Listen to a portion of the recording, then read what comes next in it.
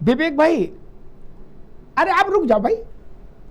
विवेक भाई, मेरे ख्याल से आपने इस बात का जरूर नोटिस लिया होगा, आपसे मेरा मतलब कांग्रेस में है, कि हमारे बगल में 333 रुपया, शायद अगर मैं सही याद कर रहा हूं, पेट्रोल और 327 रुपया डीजल पाकिस्तान में बिक रहा है। क्या रेट यही बंगाल में, बांग्लादेश में भी है, लेकिन वहां ऊपर से आफत ये डबल हो रही है कि 2 लीटर से ज्यादा कोई ले नहीं सकता। क्या ऐसा मुझे स्मरण आ रहा है कि मैंने कहीं देखा ये रेट, 1 आध रुपया ऊपर नीचे हो सकता है, लेकिन 350 से नीचे का बात नहीं, वहां तक मैं करेक्ट हूं। तेल, रुक जा, पूरी बात सुन लो फिर अच्छे से बोलना। आधी बात सुनोगे तो आधी बात बोल पाओगे, फिर मजा नहीं आएगा। ये कांग्रेस हो चाहे जनता पार्टी, लोकदल हो चाहे समाजवादी, सब जानते हैं कि तेल ना तो भारत पैदा कर रहा, ना बांग्लादेश, ना पाकिस्तान। ठीक, इसी स्थिति से उनके बर्तन बिक गए कि नहीं बिक गए? वो 350 रुपए से ज्यादा पर लीटर बेच रहे हैं तेल के नहीं बेच रहे हैं? एक आदमी 2 लीटर खरीद से ज्यादा नहीं खरीदेगा, ये राशनिंग लग रही है कि नहीं लग रही है? तो हमारा मैनेजमेंट बेहतर नहीं है, ये आपको क्यों लगता है बार बार? पाकिस्तान होना चाहते हैं क्या? या उनके लिए युद्ध अलग हो रहा और हमारे लिए अलग हो रहा? विवेक जी, मुझे ऐसा युद्ध बता दीजिए दुनिया के इतिहास में जब बड़ा युद्ध हुआ हो और पूरे विश्व में कोई भी देश, कोई भी इलाका उससे अप्रभावित रहा हो। मुझे एक उदाहरण बता दीजिएगा, मैं अपने सारे तर्क वापस ले लूंगा। विवेक जी। नहीं, आपकी बात है, लेकिन ये आपने जब बात करी पाकिस्तान जैसे देश से हमारा कोई मुकाबला नहीं, आपने नाम ले लिया। अगर अरे मुकाबला की नहीं कह रहा हूं दादा रे, मैं कह रहा हूं तेल ना वो पैदा करते ना हम, मुकाबला कौन कह रहा है? नहीं, और देखिए, अब आपने एक बुनियादी बात थोड़ी और कह दें कि आज 11 सालों में जिस तरीके से एक देश को भरोसा दिलाया गया, जनता ने भरोसा किया, 90% क्रूड ऑयल हम बाहर से इंपोर्ट करते हैं। जी हाँ। आज तक सरकार ने कोई नीति नहीं बनाई इसके लिए कि हम कैसे आत्मनिर्भर बने, केवल जुमलेबाजी। अब मैं दूसरी बात पे आता हूं। विवेक जी, एक मिनट, विवेक भाई एक मिनट, 11 साल में इनने ये तेल में आत्मनिर्भर नहीं बन पाए, लेकिन 45 साल से आप अंताक्षरी खेल रहे थे। नेहरू जी से लेके और मनमोहन सिंह तक अंताक्षरी खेल रहे थे कि लूडो। आपको नहीं पता था तेल में आत्मनिर्भर बनना है? अरे आप घरों में से टट्टी गुसल खाना तो बनवा नहीं पाए महाराज। आजादी के 75 साल बाद वो काम करना पड़ा कि घर में शौचालय हो, नल में टोटी में पानी आए। ये तो आप कर नहीं पाए। आप बता रहे कि तेल में आत्मनिर्भर नहीं बनाया भारत को। अरे आप कम से कम शौचालय में तो आत्मनिर्भर बना देते। गजब बात करते हो महाराज जी। नहीं, आपकी बात है, लेकिन बात है कि देखिए, आज हर बात के लिए अपनी नाकामी छुपाने के लिए आप कांग्रेस के जिक्र करते हैं। देश की जनता को आप बार बार कटघरे में खड़ा करते हैं। देश की जनता ने कांग्रेस को विपक्ष में बैठा दिया, आपको आपकी बातों पे भरोसा किया, आपको सत्ता में बैठा दिया। आपने 11 सालों में क्या किया उसको नहीं बताते आप हैं, कांग्रेस ने किया वो बताते हैं। इसके माने आप थोड़ा जनता की, राहुल गांधी सुन, एक मिनट सुन लो, एक राहुल गांधी सुनेंगे या उनकी टीम के लोग सुनेंगे जो, तो वो आपके लिए गलत धारणा बना लेंगे। पूछो कैसे? आपने कहा, इस बात से मन में धर्मेंद्र भाई भी सहमत होंगे, आपने कहा कि जनता ने कांग्रेस को बाहर बैठा दिया। राहुल गांधी और प्रियंका गांधी और केसी वेणुगोपाल और खड़गे जी, 4 लोग तो कभी ऐसा बोलते ही नहीं। वो कहते जनता ने तो हमें जिताया था, ये तो भाजपा ही जालसाजी करके आ गए। लो कर लो बात है, वो तो यही बोल रहे हैं। हाइड्रोजन बम, परमाणु बम को नाइट्रोजन बम, कितने बम राहुल गांधी फोड़ चुके ना। नहीं जी कहने विवेक भाई, स्वामी क्या क्या बोल रहे हैं प्रधान सेवक जी के, वो तो बात छोड़ कहने सुनने की। सुब्रमण्यम के आप देखिए क्या बोलते हैं, लेकिन मेन बात यह है कि आप ये कह रहे हैं राहुल गांधी जो कह रहे हैं वो ऐसे बस बोलने के लिए बोल रहे हैं, उसका कोई मतलब नहीं। आते हैं, देखिए नहीं वो देखिए उसके। अब दूसरी बात आते हैं कि आपने कहा बहुत अच्छी बात की, गूगल में सर्च किया हमारे सौरभ दुबे जी ने, जरा गूगल में ये भी सर्च करिए कि फेंकू नाम डालने से क्या आता है। अब संसद की बात पे आ रहे हैं। संसद देखिए, भारत की चिंता इसलिए जायज है, आज कांग्रेस की विपक्ष की, अमिताभ जी, पूरे देश ने देखा कि जब क्रूड ऑयल सस्ते दामों पे मिल रहा था, जनता को फिर भी महंगे दाम पे मिला। आज जब पूरे दुनिया में खतरा है कि क्रूड ऑयल के दाम बढ़ रहे हैं, तो उसके बाद अंजाम क्या होगा। संसद का सत्र शुरू होने के पहले आपने महंगी गैस अभी आ नहीं पाई कि आपने एलपीजी के दाम 60 रुपए और कमर्शियल पे 115 बढ़ा दिए आपने। ये तो आपकी ये नियत के ऊपर ये शक होता है कि जब आप ऐसा कर रहे हैं, सस्ते तेल होने में आपने जनता को महंगा दिया, कल को जब लड़ाई होगी जब तेल की टंकियां खाली पड़ी रहती थी, ये आप कह रहे हैं ना, आपके समय तेल का इतना बड़ा संकट था कि पेट्रोल पंप पर तेल नहीं मिल सकते थे। पेट्रोल टंक पर जो है गाड़ियां जो है लंबी लंबी कतारें लगी रहती थी और कहते थे साहब 2 लीटर पेट्रोल मिलेगा, इसके अलावा पेट्रोल डीजल है ही नहीं। और आज जो जहां पर किसी भी प्रकार से गांव के किसी कोने में पेट्रोल पंप पे चले जाइए, कोई भी पेट्रोल की मात्रा या डीजल की मात्रा में कोई कमी नहीं मिलती। हम 1000 किलोमीटर उत्तर चले जाइए, दक्षिण चले जाइए, उत्तर चले जाइए, पश्चिम चले जाइए। जी देखिए, इस तरह से गुमराह करने से काम नहीं चलेगा। आप अमंगल की कामना क्यों करते हैं? आज बताइए, आप कौन से पेट्रोल पंप पे जा रहे हो, उसका तेल नहीं मिल रहा आपको? आज कौन से पेट्रोल टंकी पर आप जाते हैं और कहते हैं साहब फुल कर दो, तो वो फुल कर देता है। आपके जमाने में पता है 1992 में कहता था कि तेल नहीं है, 10 किलोमीटर पे एक टंकी मिलती थी, 1 लीटर ये नहीं बताते हैं। उसके अंदर अपनी जो कमियां हैं उसको आप स्वीकार करना नहीं चाहते और संसद के पर उसको चर्चा करना नहीं चाहते। तो संसद तो मिली थी ना, आज उसकी चर्चा करते क्यों भाग गए आप लोग? अरे उस पर चर्चा क्यों नहीं किया जाता? आज संसद में इस बात को नहीं रखा। ये बताइए, आप पहले विषय लेकर के आए कि अविश्वास प्रस्ताव, अविश्वास प्रस्ताव की जगह आप सबसे बढ़िया विषय यही लेके आए। अभी रोकूंगा विवेक भाई को भी, सौरभ जी को भी, दोनों को। मैं धर्मेंद्र जी के पास चलूंगा। ठीक, आगे बात आगे भी जब समय उतना ही धर्मेंद्र जी।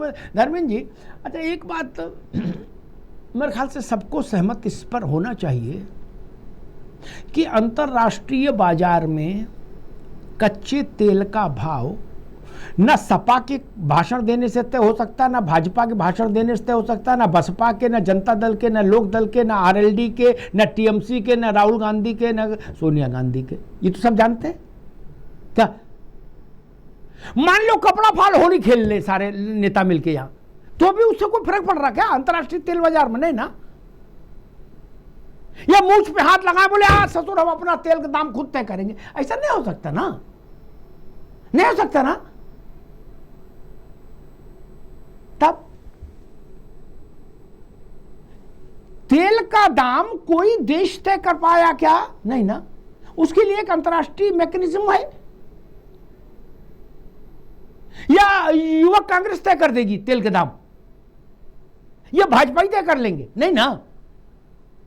इस बात को हम क्यों नहीं मानते कि अगर $120 पर बैरल का क्रूड ऑयल हो जाएगा तो दुनिया भर में दाम बढ़ेंगे? क्या अमेरिका और क्या भारत और क्या जापान और क्या बांग्लादेश? वो गन्ने के रस के भाव कैसे मिल जाएगा? ये बात हमको समझने में इतनी उलझन क्यों हो रही है धर्मेंद्र जी? अमिताभ जी बिल्कुल बहुत बहुत वाजिब सवाल है। देखिए, ये बिल्कुल ठीक करें, कांग्रेस के और हमारे कहने से नहीं हो जाएगा। किसी के कहने से नहीं, आप नहीं, आप सुनिए तो, किसी के कहने से नहीं। सुन तो लीजिए सर जी, सुन तो लीजिए सर। मैं तेल पर आ रहा हूं और सौरभ दुबे जी इनको सवाल उठाया। देखिए, तेल हमारा जो मैक्सिमम आयात होता था रसिया, इराक, सऊदी अरबिया, यूएई और यूएसए से। सवाल ये है, जब हमसे हमारा बहुत बड़ा स्टेक होल्डर जो पुराना साथी रसिया ये कह रहा था कि हम सब्सिडाइज ऑयल माने कम दामों पर आपको तेल की आपूर्ति लगातार कर रहे हैं और देते रहेंगे, तो हमारे हितों से समझौता हमने खुद क्यों करने दिया, होने दिया?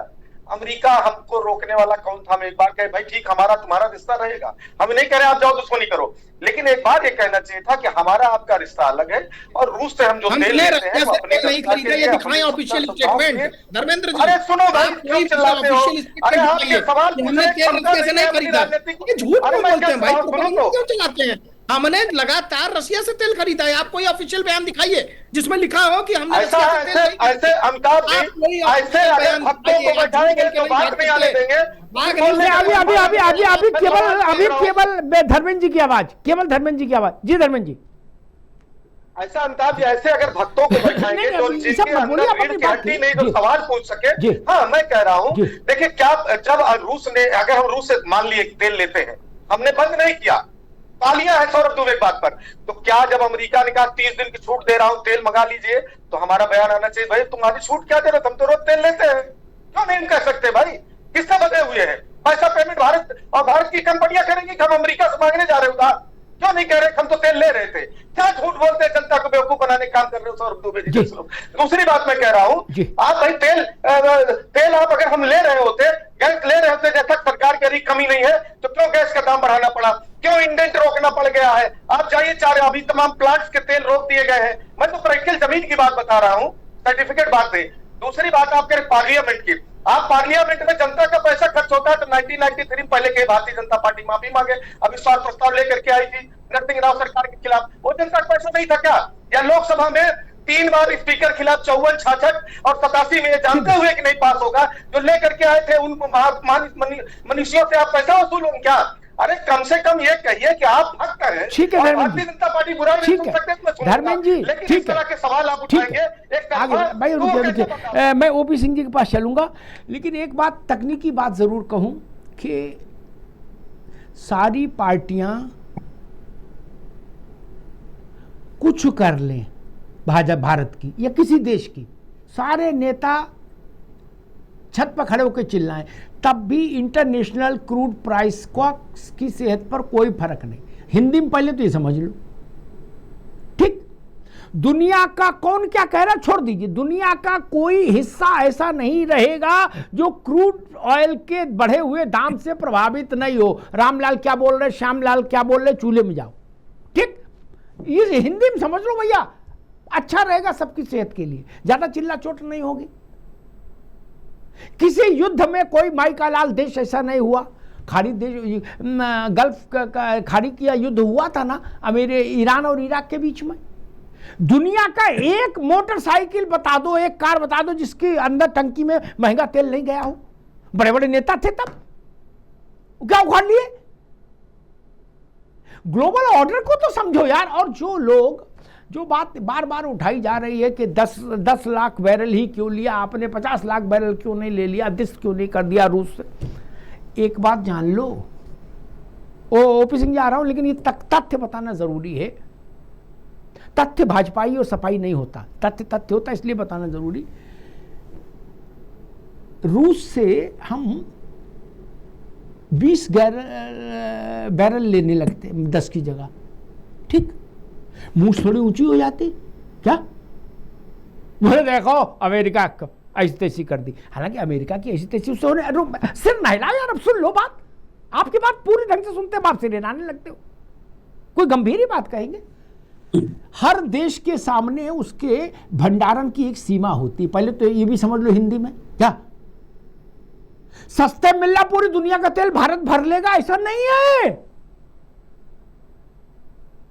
ये हिंदी में समझो, इसमें कोई फारसी नहीं है। और रूस भी व्यापार करने निकला है तेल का। सरसैया घाट पर झोपड़ी तो आश्रम तो बनाया नहीं रूस ने, उसने पूरी दुनिया के लिए तेल का दाम बढ़ा दिया। बोले भाई वक्त खराब है, इसी रेट में मिलेगा, आ जाओ। तीसरी बात कही जा रही है कि अमेरिका ने जब कहा तो अमेरिका को क्यों नहीं, अमेरिका ने बहुत सारी बातें कही लेकिन किसी ने जवाब नहीं दिया। एक अमेरिकी राष्ट्रपति ने तो अपनी किताब में राहुल गांधी को क्या लिखा था, राहुल गांधी जाके गए डंडा लेके, बोले निकल बाहर, आज तेरा खोपड़ा फोड़ूंगा, नहीं ना, यह विवेक जी गए, ठीक है, उस अमेरिका है, ट्रंप अपने ढंग के व्यक्ति हैं, वो उनकी मर्जी, चाहे जो बोले, हमको जो करना है हम वो करेंगे। और एक कहावत है कि हाथी चले अपनी चाल, उसके आगे मैं नहीं बोलूंगा, यही मान लो, क्या समस्या क्या। खैर ओपी सिंह जी, बात वहीं आकर खड़ी हो गई कि आपने रूस से 10-20 साल आगे तक का तेल लेके क्यों नहीं रख लिया महीने 2 महीने में, ताकि युद्ध की कोई छाया हम पर न पड़ती। जो मैं समझ पाया हूं, पूरी गुस्से का कारण ही समझ में आ रहा मुझे अमिताभ जी, तेल हो या जो भी राष्ट्रीय संकट हो, उसको लेकर के पिछले 11 वर्षों में, पिछले जो 14 से लेकर के और आज तक 26 तक इस पूरे देश ने देखा है कि मोदी और उनकी सरकार की रणनीति ने किस प्रकार से कोई भी प्रॉब्लम गिरा नहीं चाहता, चाहे वो कोरोना काल रहा हो, चाहे किसी देश में हमारे देश के नागरिक फंसे हो, किसी मुद्दे पर इसको देखा, इसके लिए इनको चिंता करने की विषय नहीं। मैं एक बात आपकी तरफ ध्यान आकर्षित करना चाहता हूं, क्योंकि आज राष्ट्रीय और अंतर्राष्ट्रीय विषयों पर आपका डिबेट, तो पहले हम राष्ट्र की बात कर रहे हैं, अंतर्राष्ट्रीय तो बाद में बात कर रहे हैं। इस देश का प्रथम नागरिक कौन होता है? राष्ट्र की बात कर लें। आपने सस्ता तेल लिया, महंगे में क्यों बेचा? आप देश को ये आश्वस्त करिए, देश को ये शंका है कि आपने सस्ता लेके महंगे में बेचा। अभी केवल ओपी सिंह जी की आवाज जी, अभी रुकना होगा। ओपी सिंह जी की आवाज, ओपी सिंह जी आप बोलिए जी। हाँ, मैं कह रहा था कि खैर चैनल पर आपने कांग्रेस को जिंदा रखा है। मैं ये कह रहा था कि जब देश के प्रथम नागरिक की भी चर्चा होनी चाहिए, जब संविधान, संसद और संवैधानिक पदों की बात हो रही है तो उसकी चर्चा। मैं एक बात आश्चर्यजनक तरीके से भारत के नागरिक होने के नाते पूछता हूं, कल अंतर्राष्ट्रीय महिला दिवस भी था, हमारे धर्मेंद्र भैया तो पीडीए का नारा लगाते हैं, कांग्रेस भी दलित दलित रोती है। अभी इस देश की राष्ट्रपति द्रौपदी मुर्मू पश्चिम बंगाल के दौरे पर 2 दिन पहले गई थी, इतिहास में पहली बार। उनको रिसीव करने के लिए न तो पश्चिम बंगाल की मुख्यमंत्री अभिमानी ममता दीदी गई, छोड़िए उस मंत्रिमंडल का कोई सदस्य भी नहीं गया, और उसकी तो बात छोड़िए, उस सरकार का मुख्य सचिव भी नहीं गया। इतना बड़ा अपमान क्यों हुआ? इसलिए कि वो दलित है, आदिवासी है, अति पिछड़े वर्ग की है। अब इनको चुप कराइए, जब बोल रहा हूं चुप कराइए। ठीक है, केवल आपकी आवाज जा रही है, केवल आपकी आवाज जा रही है जी। इस वर्ग की है, वो पीडीए वर्ग की है, इसलिए कांग्रेस, समाजवादी पार्टी और सारी विपक्षी पार्टियां बनी। और एक नई बात, मैं आ रहा हूं, शौचालय की बात आपने किया, केंद्रीय मुख्य सचिव ने पश्चिम बंगाल के मुख्य सचिव को पत्र लिख करके जवाब मांगा है कि राष्ट्रपति द्रौपदी मुर्मू ने यह लगाया है आरोप कि मेरे शौचालय में पानी तक की व्यवस्था नहीं थी, इतना मुझे अपमानित किया गया। ये कांग्रेस के तरह गोलगप्पे की बात मैं नहीं कर रहा हूं, इस पर भी चर्चा होनी चाहिए। तो देश की राष्ट्रपति है, सबसे बड़े संवैधानिक पद पर है, और पीडीए में भी आती है और दलित में भी आती है, उस पर कोई दल चुप, एकदम चुप, कोई न जाए, मतलब प्रदेश का कोई मंत्री तक नहीं गया अमिताभ जी। दूसरी बात, ये सबको पता है कि सोना और तेल ये अंतरराष्ट्रीय मार्केट से तय होता है, चाहे वो भारत हो, चाहे पाकिस्तान हो, चाहे। अब उस देश की रणनीति है कि वो कितनी क्षमता रखता है, कितना सब्सिडी देता है, और किस भाव में। आपने बताया कि पाकिस्तान में इतना है, उसमें इतना है। हमारे विवेक नारायण जी तो हमारे ऊपर पूरा लगा रहे हैं, लेकिन मैं प्रवक्ता के नाते नहीं, मैं एक देश के नागरिक के हिसाब से मानता हूं कि भारतीय जनता पार्टी को तीसरी बार सरकार बनाने में 3 हिस्सा हमारा योगदान है, तो एक हिस्सा उस अबोध बालक का भी है जिसके कारण हम तीसरी बार 65 साल के इतिहास में सरकार में आए। और ये क्यों नहीं जाकर के अमेरिका के राष्ट्रपति ठीक है, ओपी सिंह जी आप रुकना होगा, हम रुकना होगा, अब रुकना होगा। अब मैं सारे मित्रों को रोकूंगा। विवेक जी भी विवेक जी है, अब रुकना होगा भाई।